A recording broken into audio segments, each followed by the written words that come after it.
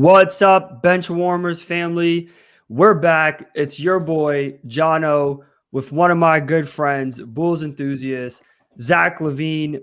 You love Zach Levine. You talk about him a lot here, and you hate the Knicks. My man, Low. What's up, man? What up, everybody? It's your boy Low, man. Good to see you again, Jono. We back. Special weekend this weekend. And so I'm ready to get right into it, man.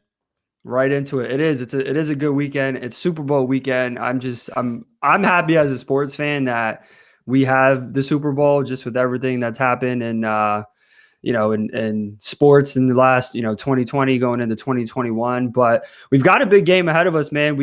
Obviously Tampa Bay Bucks and the Kansas City Chiefs are playing in Tampa. The first time ever the host city is having a team. So obviously there's some home field advantage there. I really wonder if it is going to be a home field. I mean, what do you think? I don't think it's going to be a home field advantage just because of the pandemic. They limited, a lot of the fans that could come to the Super Bowl. I know I saw Tampa Bay Buccaneers tweet that they won't be shooting off a cannon when the Tampa Bay Buccaneers score a touchdown to not have unfair advantage. But we know it's going to be a slight edge to the Tampa Bay. Oh, my bad. Yeah, the Tampa Bay Patriots or the New England Buccaneers, whatever title you want to use, you know what I'm saying? But I think there's going to be a slight home advantage. I just think the environment, you're in Tampa. Everybody's coming to Tampa. Yeah. You're in Tampa, for those who are Buccaneers fans, if you can't get to the Super Bowl, just the city itself, there's going to be a lot of, you can feel it in the atmosphere. I lived in Tampa for about a year plus. And that city really loves their team, bro. And so I already know how they're going to be turned up. I think there's going to be a slight home field advantage. It may not be on the field, right? Because I don't know, a lot. I think 7,500 medical workers will be attending, so we don't know if they're Buccaneers fan. I know a good friend of mine, he actually got a ticket to the Super Bowl. Nice. And he doesn't know anything. He doesn't know anything about football. He's like, I know Tom Brady is about it. So you might have some workers out there who is just enjoying the experience as opposed to rooting for somebody. But yeah, I think Tampa Bay might have a slight advantage. How that's going to play out, I really can't tell, just because this is a very unique Super Bowl, to say the least. Yeah. But and we'll dive into that here a little bit later. But I really wanted to make this episode here very Super Bowl heavy. And what I mean by that is every time the Super Bowl comes up, right? If you've been a fan of a Super Bowl winning team, you always think about the fact that you've won, right? For me as a Giants fan, I always think about our most recent Super Bowls. I think about the Bills and Giants when the Bills missed the field goal and the Giants won in the last seconds. And obviously you as a Patriots fan, you think of the 6 Super Bowls that you guys have won. So I want to talk about some of our favorite Super Bowl moments. And we'll kind of go back and forth here, Lo. I've got quite a few that I like to talk about. But when you hear Super Bowl, right, and Super Bowl game, Super Bowl Sunday, what's the first thing that comes to mind for you? I mean, it's a holiday. You know what I'm saying? It's an American holiday. I think people celebrate it as, there's just a special vibe in or during that weekend when you go to the supermarket down here in Florida. It's Publix, right? When you go to Publix, right? Yep, just the Super Bowl, confetti everywhere. People are buying their food, and it's just a time for everybody to kind of gather together. So it's always an eventful time, even if your team is not playing. So I always enjoy Super Bowl weekend. Sometimes the matchups are like, am I really enthused about this Super Bowl? Some games are better than others, but especially when the Patriots are there, 6 times I'm always locked in and tuned in. So this year I can't, my Patriots are not in, but our hearts and our soul, Tom Brady, we are with you, brother. You know what I'm saying? And so, we're rooting for him, man. I think he's going to win his 7th and the Patriots will have a 6.5 Super Bowls. That's how I'm looking at it. You know what I'm saying? So question for you. But before I ask you the question, fun fact here, and I don't know if you knew this, but the Monday after the Super Bowl is the most recognized, called out day in corporate America. I heard that. It makes sense. It makes sense. And this is why they need to make it a holiday, at least in America. I mean, I agree. We have holidays for everything else. Why not make the Super Bowl because I know Monday nobody is motivated. Everybody talks about the Super Bowl. Everybody's talks the about commercials, right? So Yep. even if you go to work, you're not productive, right? So they just need to make it a national holiday, call it a day. Biden, get that done, baby. So we can have people who don't like football will love it even more, knowing that they have that. Talk about ratings, it'll probably go up there. But I'm curious watching it for sure. I'm curious to know this, right? You're a Patriots fan. I've known you for so many years, and I know that you're a Patriots fan. I give you so much crap about it. Are you really a Patriots fan, or are you a Tom Brady fan? Because what I've seen, and here's why, what I've seen lately is a lot of Patriots Nation, right, is going for Tom and Tom Brady and the Bucs. Rightfully so, right? Tom Brady was your quarterback for all these years, 6 Super Bowls. But are they going for Brady, or are they going for the Bucs? I mean, where's that line of, being loyal to New England or loyal to Brady? Well, we don't have no ill will towards Brady. Brady did everything possible to try to make the Patriots Super Bowl contenders. And if anything, we realized he didn't have any weapons, and we saw what he's doing in Tampa Bay with the weapons. He wasn't malicious. I mean, bro, you have Robert Kraft, who is going for the Buccaneers and is flying people from his own personal jet to go see Tom Brady win. So am I a Tom Brady fan, bro? Tom Brady's been with the organization for 20 years, right? I was in high school when he took over as a starting Patriots quarterback. But I'm going to tell you how much of a Pats fan I am. I didn't like the fact that Tom Brady was going to start in the Super Bowl, especially Drew Bledsoe was my guy, bro. Like, if you're a Pats fan, Drew Bledsoe was a quarterback. Terry Glenn, he got us in a position to get us into the Super Bowl. He gets injured. Tom Brady comes in. He holds the fort down. Then the Pittsburgh game, Tom Brady gets injured. Bledsoe comes in, throws a game-winning touchdown against the Steelers, and we go back to the Super Bowl. And the Bledsoe fan that I was, I'm like, he's going to start the Super Bowl. He deserves it. And then Belichick went with Tom Brady, and we're like, who's Tom? Bro, if you're really a Patriots fan, nobody thought of Tom Brady the way that we see him now. Right. He won the Super Bowl. He did it again. And it was forgotten, bro. But Drew Bledsoe has a special place in my heart. So Brady, time and time again for 20 years, have just embodied the Patriots way, embodied the New England Patriots. In my opinion, is America's team. It's not the Cowboys, as much as people want to think it's the Cowboys. And so when he the last moment of Tom Brady's career as a New England Patriot was a pick 6. It felt, but we understood that he had no weapons, bro. Sure. So he made the decision, and he went to Tampa, and Gronk went with him. At least for me, there's no ill will. I'm a Pats. Right. If the Patriots are playing the Buccaneers, of course I'm going for the Patriots. Which they will in 2021. Yeah. And as you know, I've been rooting for Cam Newton all this year as well. I thought Cam Newton was a great fit, but you see what he is not capable of doing with lack of weapons. So that's true. That's the reason, man. We, as Belichick said, we kicked the can down the road. And we got bit in the butt. We had nothing to do. So we, 7-9 season. But we're rooted for Brady, man. Brady, even outside of a Patriots, and I think you can admire this because you was a big Brady hater, or until recently that you started appreciating Brady's greatness. At 43 years old, man. 28-3. Yeah. After that, I was like, oh, Brady's actually really good. Yeah. So for him to do this at 43 years old, bro, and take a team that's never tasted success in the last 10 years is phenomenal, man. So go Brady. Yeah. You know what I mean? So no, I'm with you, man. I'm with you. I want to talk about a Super Bowl moment, right? And I'm bringing it all the way back here to Super Bowl 34. For me as a fan of football, right? This was kind of, or a fan of sports, this was kind of me like finally understanding like how much all these athletes put into getting to the Super Bowl and then just winning it, right? Rams versus Titans. This was the beginning of the greatest show on turf. Kurt Warner, right? Marshall Faulk, Isaac Bruce, all those great offensive players that the Rams had. And the Titans lose the game on a Steve McNair quick pass right to the middle by 1 yard. They lost the Super Bowl by 1 yard, the Titans, and the Rams won.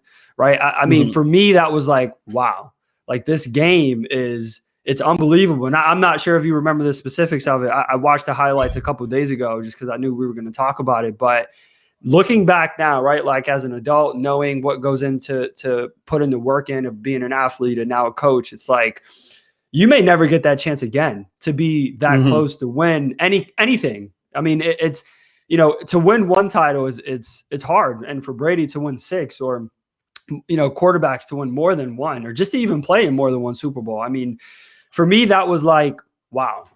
You know what I mean? That was just like right. All the work you put into it. You get to this is what you want as a kid, right? You want the final drive. You want to throw the winning touchdown. You want to catch the winning touchdown. And then you get stopped on the 1 yard line. And that's it. Now it's like, right. We pushed, we push all that behind us and got to get ready for a new season. And, Tennessee hasn't really been back since then. They've had a couple good years, recently, but man, I just remember that. I'm like, oh my gosh, I couldn't imagine being in that position. Yeah. I mean, and I think a lot of these the greatest Super Bowls are always the ones where there's a big crucial moment, a big play that really, not only, that win or makes or breaks, the team winning or losing, but sets up the franchise for how the trajectory that they're going to go for years to come. Right. Right. So you talked about that memory. I think about obviously the most recent Super Bowl. You think of, not recent, but the Atlanta Falcons, right? This epic Super Bowl that not only changed the trajectory of the game, with coming back by 24 points, but the Atlanta Falcons have not been the same ever since, right? Right.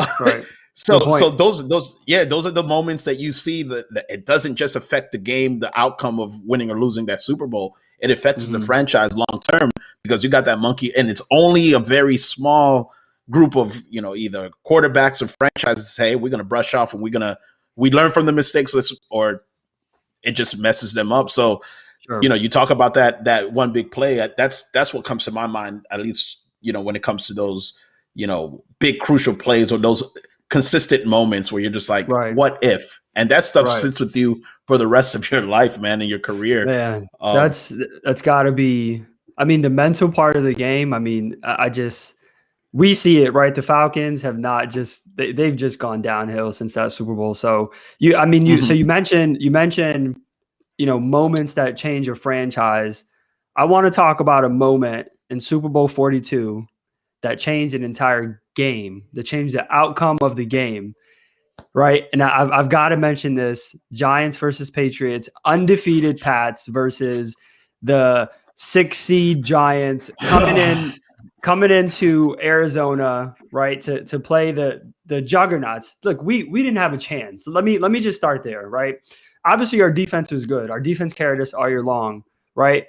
But the most clutch Super Bowl quarterback in history, and I'm very biased by saying this, Eli Manning, escaping a sack, throws the ball 40 yards down to David Tyree, who catches it on his helmet and sets up the Giants for which victory. Was the luckiest throw and catch in NFL history, number one. Hey, sometimes winning a championship is luck. And they should have blown the whistle.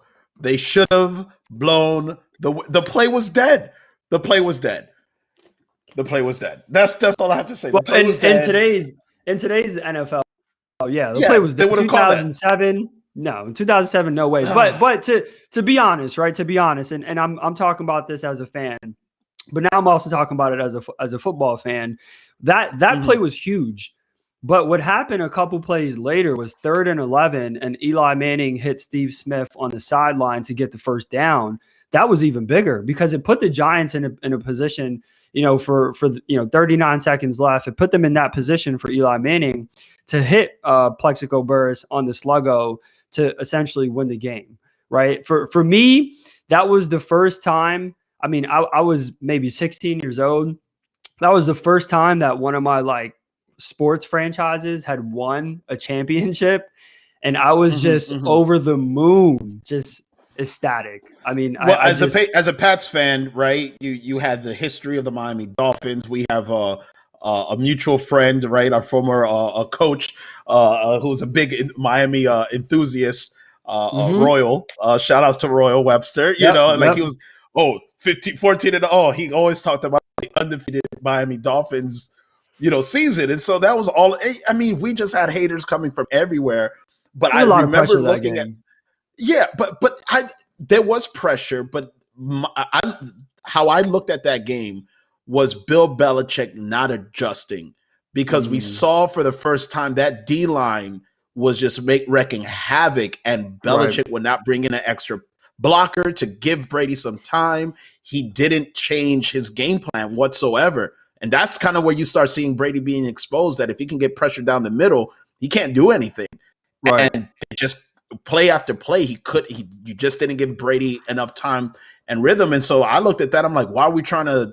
It's a low scoring game. We need to adjust. We need to be able to give Brady some time. And I just never saw any major adjustment from Belichick that game to give Brady some time to do work, right? Give him extra blockers, because that D-line, that Super Bowl MVP was that New York Giants D-line. They wreaked havoc.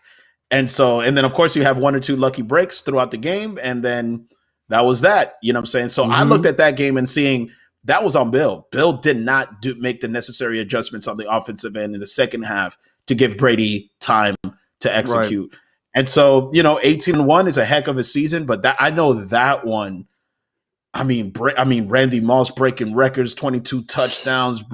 I mean, that was the first year that when Brady had weapons, you saw how amazing Brady was, right? Right. That was a tough one. And then the Giants fans, oh my, y'all so obnoxious. I know Stephen A talked about Cowboy fans being obnoxious. New York Giants fans are obnoxious. And maybe it's because it's you and our good boy, our boy Dion, and oh my gosh, y'all just annoying, bro. Like those are the only two Super Bowl losses in Tom Brady's career, and it comes on the behalf of the Giants. Yeah. Well, I mean, and let's talk about Super Bowl 46 here, right? I mean, another one. It's the rematch, right? Everybody, rematch. Brady versus Eli. Like, what's gonna happen? But again, I mean, you talk about lucky breaks. Listen, if Wes Welker catches that third down simple drag play, it's over. Patriots win. I will admit that. But what you can't fault, right? And this is why I say Eli is the best quarterback 2 minutes in the game in the Super Bowl. You gotta stop it. Here's why you guys are annoying for that. Go ahead. I mean, no, remove it. Go ahead. He was nearly perfect driving down the field, right? And I watched his highlight a couple of days ago. Again, he was nearly perfect driving down the field. That throw to Manningham on the sideline, that he literally put it right in his pocket, right in the bread basket, and then the toe tap, 1-2, boom. I mean, it doesn't get any better than that. It was your third, fourth best receiver.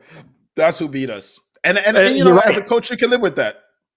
At some point, you gotta make plays, right? You gotta make plays. And I knew that the Patriots wanted to let the Giants score, and the Giants wanted to win by a field goal. It was 14-16 at that point. They wanted to win by the field goal, right? Eli was telling Ahmad Bradshaw, "Hey, don't score. Like let's run the clock out. We're right here on the 2-yard line. Let's just run it out." And then the Patriots like, you know what? Nah, let him score. We got Brady. We have time. And then essentially the defense again, won it for the Giants. So, the rematch. I mean, for me, again, we beat Brady. We beat the Patriots. It was another, one of my favorite Super Bowl moments. I think I liked the second time better than the first one, just because as a fan, I felt like, oh, we could do this. Like Brady, Patriots, like come on, like we got this. Well, and I think that's why the Super Bowl is sort of like the Seattle Seahawks, the Super Bowl against the Falcons. We always felt the other end of not catching breaks, and it was those two Super Bowls that a break went our way, right? Like, oh my whether goodness. What I'm saying, like it was break after break, against the Falcons, and then against Seattle, where we did everything, and we're like, this game is over. And then Malcolm Butler with the interception, which I think he should get, a statue in New England, for that interception. And it really propelled him as one of the top DBs in the NFL after that play. And but it was like, oh my goodness, as a Pats fan, we finally got a break. Like this is how it feels receiving it on the other end. But outside of the Patriots Super Bowl, even the Rams Super Bowl, I know people hated that Super Bowl. It wasn't high scoring. As I mentioned before, I love defensive games, like where it's a battle to get points. And so it was this big chess match where, who's going to get the first big play. And I remember Gronkowski getting a bomb from Brady, and it broke the game wide open. Yeah, that was right one of my favorite Super Bowls. But a Super Bowl outside of the Patriots, and of course for you, the Giants, I would have to say one of the most memorable ones was definitely the 49ers versus the Rams, versus the Ravens. Sorry, Ravens. Where Kaepernick was that guy, and the lights out, the cutoff, and everybody was like, "Is there some conspiracy? Like, do you not want the 49, because the whole game just shifted after that big whole, 18-minute delay, in the middle of the game. So those are one of the most memorable ones, not necessarily a big play that you can remember, but everybody remembers the halftime and just the delay of the lights being out and how the Ravens came back and, ultimately won that Super Bowl. But, Colin Kaepernick, we talk about careers, it just never was the same for him after that, especially with everything that he's, kneeling, doing the anthems. Yeah. You can't call him a Super Bowl champion, right? Right. It was right. He took his team to the Super Bowl, but it's different when you can say you're a Super Bowl champion. And so those are one of the, outside of the Patriots Super Bowls, I believe that was one of my biggest Super Bowl moments that I can remember. And I'm going to even take it back, bro. And it's not even a Super Bowl moment. It was a Michael Jackson halftime show when the Bills played. I think it was at 19-something. I forget who the Bills were playing. It might have been Michael Jackson had that. I don't know who it was, but I know it was the 4 times that the Bills lost in the Super Bowl. They went 4 years in a row and lost all 4 times. But it was a Michael Jackson Super Bowl, halftime Super Bowl. I just remember him just standing there. And then when you find out the story, he was sticking it to the I forget if it was Pepsi or one of the networks. It's like, hey, you only have 30 seconds to do something before you have to look at the story. But it's a story behind why Michael Jackson was just standing there for all that time in awkward silence and everyone's cheering. But I remember those are at least my Super Bowl moments. I know you have 6. All of my memories are connected with it, so I have 6 as well. Of course. What was your right? I mean, Brady gets asked this question all the time, right? I mean, you won 6 Super Bowls. Which one was your favorite? So for you, right, you as a fan, your team has won 6 Super Bowls. For you, which one is the one that outplays every single other Super Bowl? Man, the first one is always the sweetest, right? And most franchises, they win one, they're happy. I don't remember the first one as much as I do. So speaking on that iconic moments. Go ahead. Speaking on that real quick, that was the first time in 30 plus years that a Super Bowl was won on a game-winning kick out of Vinatieri, right? When you guys beat the Rams, that was the first time in 30 plus years that happened. And then go figure, it happens to the Patriots, that year, and then when they beat the Panthers as well. So same thing. That was funny. But yep. Yeah, and you remember those, and that kind of those first 3 Super Bowl wins, are they a dynasty? And then Brady was able to do it on the back end. And I think when you think about Super Bowl wins, you think about those iconic moments where you're saying the Ravens and the Seattle Seahawks, just because there was no way that we were supposed to win those Super Bowls. And so for me, I think those are the most memorable ones. Brady would probably say all 6 are important, but I think for the ones that we think about, the defense stepped up on a big end. I think it was versus the Rams that, Ty Law made a game-winning interception, to seal the game. But I think for me, it's probably the Ravens, just because the Falcons. Sorry, I said the Ravens. The Falcons. Yep. Here's why. I was doing I was speaking at an event, and I'm watching the Super Bowl, and the people that I'm staying with, they don't watch football, they don't watch sports or anything. And bro, they could tell my demeanor of how sad I looked, right? We're 24-3. We're just, that speed of the Falcons was just wrecking us. Yeah. Hey guys, I'm going to bed. Went to the room, and I'm watching the game on my phone because I didn't want them to feel like they were obligated to watch the game because they don't watch football. They had a little kid. And I remember hearing it, "Are you watching the game?" I'm like, "I am." He's like, "Come back up to the living room." I went to the living room, and it was just one big play after another. The sack on Matt Sack Ryan, fumble. and then Yep. oh my gosh, and then the Edelman's Edelman, catch. Yeah. inches, bro, Yeah. inches, and I remember seeing those moments, and he's like, they never watched football, after that game, there was like, this guy is amazing, like wow, I think they fell in love with the game, at least for the Super Bowl. I think they will tune in to watch it because of that Super Bowl. And so I think seeing it from a perspective or experiencing that with people who never watch football, for me, is the most memorable, just because it was so low, then it was high, and it even got to a point, Jono, as I'm watching that game, then I'm just like, as long as we don't get blown out, I'm okay with it. Like, I I feel wasn't like even every thinking about Patriots fan winning. was like that. Yeah, it's just like, if we lose by 6, we're okay. And then, White just comes in and he does his work. And I think for me, that's probably the most memorable. I don't want to say the most important, but probably the most memorable Super Bowl for me.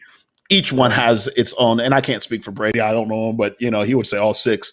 But for me, at least with the magnitude of the moment, we counted them out. I think that's probably the most exciting Super Bowl, and for me, the that gets solidified, man. And Patriots went back again, and Falcons have never been. That was a franchise destroyer. I don't think they've been back to the playoffs. Losing records ever since. So that's for me. And a fired coach, so that makes sense. But well, no, man, I understand that completely, and I always like talking about Super Bowl stories and Super Bowl moments. I just remember too, like as a kid watching the Super Bowl, my mom would always have like a Super Bowl party. I'd have all my friends over, and Super Bowls are just fun times. So obviously, man, we've got the Bucs, we've got the Chiefs. We talked about it a little bit earlier in the show here, but I mean, in my opinion, this is like, I feel like this is the best matchup the NFL could have provided, right? I mean, if the NFL controlled everything, but I really feel like, we got the best of the best coming up here on Sunday. I mean, right. The headline is Brady the GOAT, obviously 6 titles, versus Mahomes, who's the current, the new GOAT. I can say is the MVP. The Billy GOAT. I mean, he's 1A, 1B kind of thing. And I mean, what do you expect? I mean, what comes out of this game? Low scoring game till about the third quarter. Till about the third, fourth quarter. This is just my predictions. I don't think it's going to be this high scoring game. If I could predict, I don't know, but I know they're going to have to make. They're going to make some major adjustments, especially when they met up earlier in the season, where Tyreek Hill just went off for 200 yards and 3 touchdowns, just burnt them, right? But since that game, the Buccaneers defense have been phenomenal. And so I think it's going to be sort of like a 23-27 type game, but they'll start scoring more in the third, late third quarter, early fourth quarter. But the Buccaneers win. I'm rooting for the Buccaneers, but that defense, man, I think the Buccaneers defense is going to be the difference maker. I know Patrick Mahomes is a talent, and I've seen Brady but I've seen Brady step up in moments where you're just like, oh, this is clutch, and times where you're just like, what kind of throw was that? So and I'm just, especially as he gets older, I think sometimes he puts too much pressure. So it's really going to be, the defense is going to dictate, in my opinion, who wins the game. But the offensive clicking, Brady has a tendency to kind of lock in on 1 or 2 guys. So if he could spread the ball out to everyone, I think he'll be safe, and we'll see. But that's my prediction, a 27-23 type game, tight first 3 quarters, and then it will start picking up late third quarter, early fourth quarter, and we'll see what happens. Here's what I think about the Bucs, and I'll go Bucs and Chiefs first here. So the Bucs secondary has been a little bit banged up, right? They got really lucky with a rookie safety, Winfield Jr. out of Minnesota. Really lucky with him. Guy's a stud. But if the Bucs secondary can somehow maintain big plays, and the 49ers tried to do this in last Super Bowl, right? So if I'm the Bucs, if I'm the defensive coordinator, I'm going to watch last year's Super Bowl and figure out how the 49ers played Kansas City. You limit big plays. You make them, hit those short routes, the underneath routes, and you just have everybody tackle. I think if Tampa on the defensive side, if they can do that, if they can limit big plays and they can just rally to the ball, and obviously the run game is going to be big too, I think they have a shot. I really do. Yeah. Now, on the flip side, on the offense, to your point, right? Goodwin has had a terrible postseason. I mean, he's got more drops than catches. I think. Well, he's still injured. Is it, that finger has really? Was it he injured his? It's the Super Bowl, so you either show up or shut up kind of thing here. I mean, right. If the ball is being thrown to you, you catch it. I mean, at this point of the year, you've got nothing left to play for. So if he can not drop a couple balls, and work as the slot receiver as they used him all year, obviously with Mike Evans on the outside, I really think that they would have a really good shot to score more points than the Chiefs. In my opinion, to win this game, you have to score more than the Chiefs. But any team would have to score more than the other team to win, Jono. What I mean by that is that the Chiefs are going to put up points no matter what. Like the Chiefs put up points so fast, right? When I watched the beginning of the Chiefs and the Bills game, I'm like, wow, great analysis there, Jono. The team who scores the most points is going to win. Oh, you think? But no, that's not what I'm at. No, I'm completely messing with you. But here's where I think the game plan for the Buccaneers has to be, right? And I'm not I don't know the X's and O's of football, so I'm only speaking from what is the best offense that Buccaneers can play against the Chiefs. You have to run the ball. You have to grind, you have to not allow Patrick Mahomes to be on the field because we know that you give him time, he's going to make big plays. So if you can, Leonard Fournette, you know what I'm saying? You grind out that minutes, 8 minutes, 67, 60, 70 yards, per drive, but they can't end up being in field goals. They have to score touchdowns. They got to score points. That's going to be the best way. You just have to keep Patrick Mahomes off the field. This is why I said it goes back to the defense. And then on offensive, it can't be these quick scores. Mike Evans, boom, 54 yards, touchdown. You got to grind that thing out. You got to make them, when they make them work on the offensive end to try to get those points back. So I think that's the game plan, And if they score more, then they win. And I think for Kansas City, I mean, their offense is just so good, right? They have so many weapons. The way they line up, I mean, they have so many different formations. The tight end screen, wide receiver screen, their run game is good. If you hold them to field goals, you'll win the game. Like you said, if you hold them to big plays, it's going to be a long night. Kansas City's going to blow them out, but you say a close game. I think it's going to be more like a 35-31 close game. I think both teams are going to get their fair share of points. And it won't be until the end of the game, in my opinion.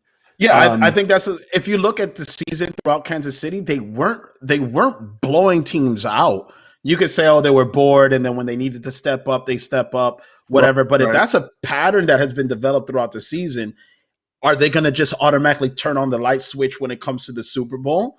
I don't think so. You have 2 weeks now to prepare. You have Tom Brady, who's been in this situation 6 times.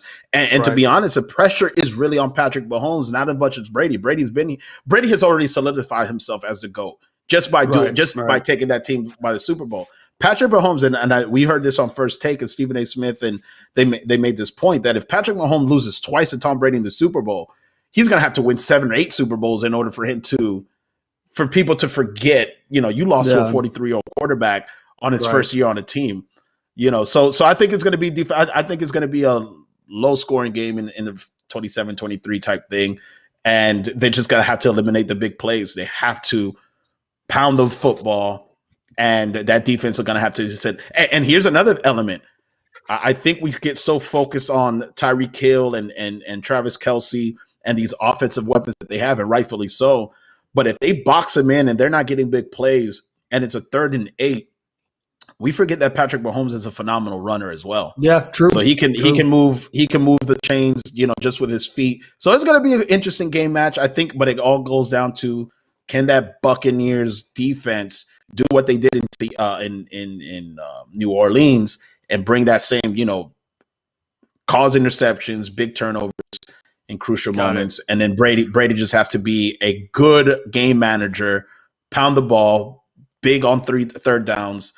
I don't think he needs to pass for 400 yards to win if that defense can hold Kansas City. And that's a big if, Yeah, so no, be good. I hear you. So give me give me a score, give me a winner, and give me an MVP. 27-23 Buccaneers, MVP Tom Brady. Got it. Because they always give it to the quarterback, unless it's a quarterback. Mike Evans, somebody has some crazy game. But then Tom Brady, what he's gonna do is, he's gonna give the MVP to whoever he feels. Player. Yeah. So, but yeah, it's unfortunate unless a wide receiver has a crazy game, it's gonna go to Tom Brady, and that would solidify him as the greatest winner quarterback of all time. And so that's 27-23 Buccaneers MVP Tom Brady. I've got 38-24 Kansas City Chiefs. Patty Mahomes back-to-back 38-24. So it's not a close game. It's not a close game for you then. That's my prediction, my friend. That's my prediction. But there hasn't been many blowouts in the Super Bowl. No, but that's how I'm feeling. I just feel like Kansas City's really clicking, and their defense is just getting better week by week. I mean, they held the Bills to minimal points. I mean, they got garbage points in the fourth, but I just think Kansas City is just gonna. I don't know, man. I just think 24. 38-24 Kansas City, Patrick Mahomes, back-to-back titles, back-to-back MVP. Who knows? He probably gets a new contract deal after this too. 20 years, $400 million. There you go. Okay. Man. Well, a shout out to the city of Tampa Bay. You guys had a great sports year with the Tampa Bay Devil Rays and the Tampa Bay Lightning, and now the Tampa Bay Buccaneers, making it to the championship. So it's a big time for our home state. You're a Giants fan. I'm a Pats fan. That's we're Giants. You being a Giants fan, me being a Pats fan. I think we could appreciate living in Florida. There's a small thing for Tampa Bay, and when our home state is represented, it's always a good time. So that's our predictions, guys. Crazy that Jono says 38-24. I think it's going to be a lower scoring game. Brady wins his 7th, the number of completion, and he solidifies himself as a GOAT. And then my crazy prediction, he retires. He just drops and I think bounces, so too. bro. That's it. Nothing else to be done here. Yeah. Yep. So, but anyway, man, that's going to be our episode for today. Any final words, Jono? And as we conclude, we're good, man. I appreciate you as always, BenchWarmerz fam. Make sure to follow us on Instagram, on our social media, YouTube platforms. Until next time, we out. Peace.